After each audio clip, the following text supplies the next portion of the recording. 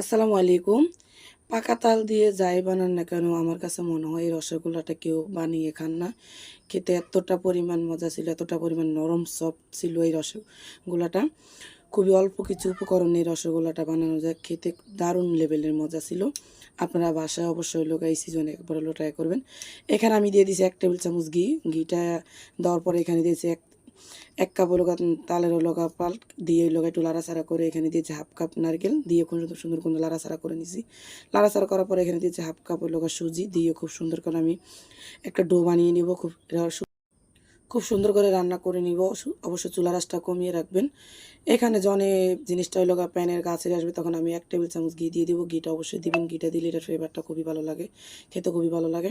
তো এখানে আমার হইলো সুজির মিশ্রণটা রান্না করা হয়ে গেছে। তো আমি এটা করে উঠিয়ে নিব, নিয়ে একটু ঠান্ডা করব।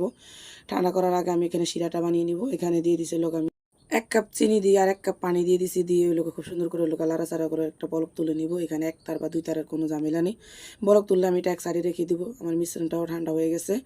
এটা খুব সুন্দর করে ভালো করে মথে নিব। খুব ভালো করে মথে নিতে হবে, যেহেতু মিষ্টি বানাবো সফট একটা ডো করে নিতে হবে।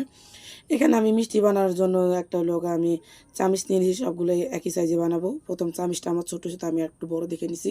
নিয়ে খুব ভালোভাবে এইভাবে আমি গোলাপ জামুনের শেপ নিয়ে নিব।